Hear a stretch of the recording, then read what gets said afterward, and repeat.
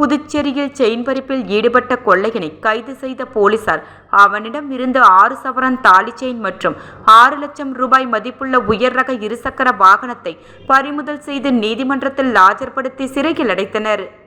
புதுச்சேரி ரெட்டியார்பாளையம் காவல் நிலைய சரக்கத்திற்கு உட்பட்ட பகுதியில் கடந்த 13ஆம் தேதி இரவு புதுச்சேரி மேட்டுப்பாளையம் ITI பகுதியில் இருசக்கர வாகனத்தில் சென்ற பெண்ணிடம் தங்கச் சங்கிலியை மர்ம நபர் பறித்து சென்றார்.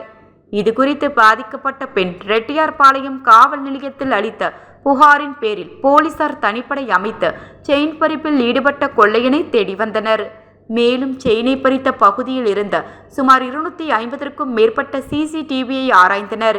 அதில் கிடைத்த புகைப்படங்களை பழைய குற்றவாளிகளுடன் ஒப்பிட்டு குற்றவாளியை அடையாளம் கண்ட போலீசார் சென்னை உள்ளிட்ட பகுதிகளில் முகாமிட்டு குற்றவாளியை கைது செய்தனர். பின்னர் புதுச்சேரிக்கு அழைத்து வந்து அவரிடம் விசாரணை மேற்கொண்டதில் அவர் வில்லியனூரை சேர்ந்த விக்னேஸ்வரர் என்பதும் செயின் பறிப்பில் ஈடுபட்டதையும் ஒப்புக்கொண்டார். இதனையடுத்து அவரிடம் இருந்த 6 சவரன் தாலி செயின் மற்றும் செயின் பறிப்புக்கு பயன்படுத்திய 6 லட்சம் மதிப்புள்ள உயர் ரக இருசக்கர வாகனத்தையும் பறிமுதல் செய்த போலீசார் நீதிமன்றத்தில் ஆஜர்படுத்தி சிறையில் அடைத்தனர்.